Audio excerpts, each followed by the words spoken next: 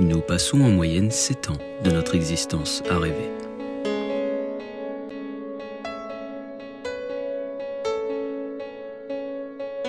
Le rêve, un monde que notre humanité a longtemps cherché à comprendre et qui nous conduit aujourd'hui à une multitude de réponses possibles. Il existe pour les Égyptiens 2 formes de rêves, les spontanés et les provoqués. Pour les aborigènes, le rêve est l'outil que les ancêtres ont utilisé pour la création du monde. Ils le formèrent en le rêvant. Chez les Sénoï, une tribu autochtone de Malaisie, le rêve était le ciment de leur société, faisant partie intégrante de leur réalité. Les recherches de l'anthropologue Clifton Stewart racontent que grâce à ce système basé sur le monde onirique, ils ne connaissaient ni violence, ni maladie psychologique.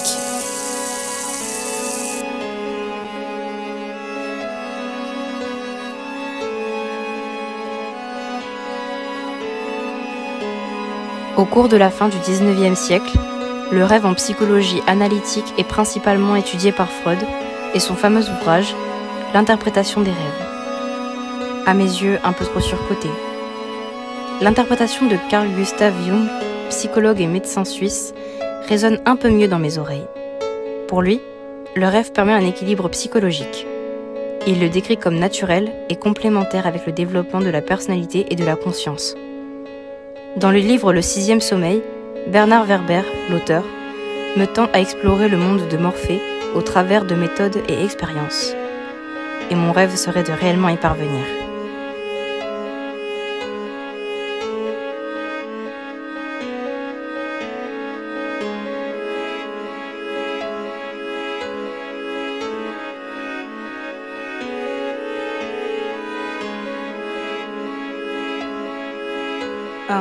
Assoupissement. 2. Sommeil léger. 3. Sommeil lent. 4. Sommeil très profond. 5. Sommeil paradoxal.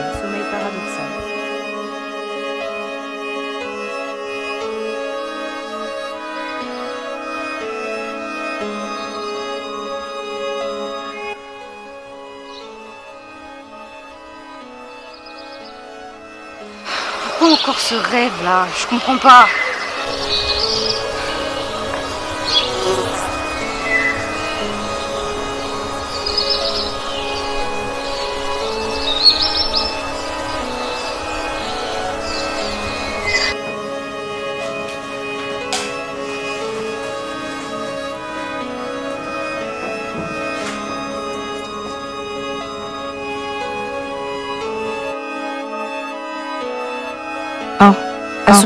Assoupissement. 2. Sommeil léger. 3. Sommeil lent. 4. Sommeil très profond. 5. Sommeil paradoxal. 6. Sixième sommeil.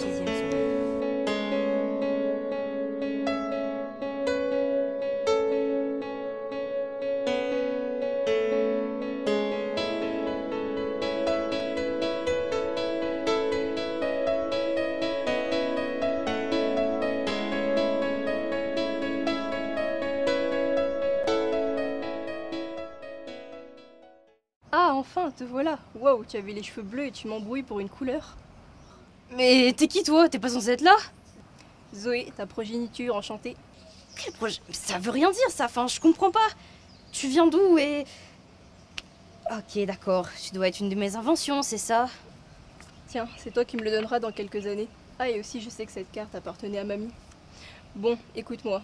Les expériences sur le 6e sommeil sont pas très au point, alors j'ai très peu de temps pour te parler. Il faut que tu ailles à Paris, dans une école de rêve et de sommeil. Franchement, crois-moi, tu es faite pour le monde de Morphée.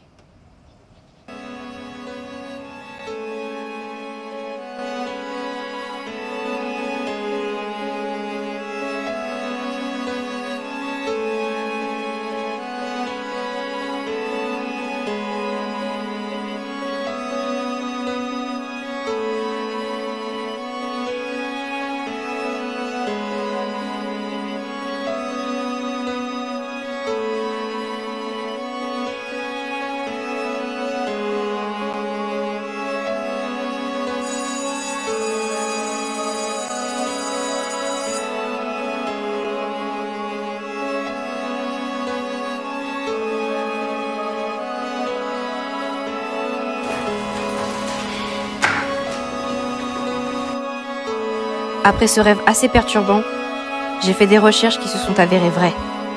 Je me retrouve enfin face à la vérité que j'ai toujours cherchée. Mon utopie se réalise. C'est décidé. À la fin de l'année, je m'inscrirai à l'école des rêves et m'en irai à Paris, découvrir le monde de Morphée.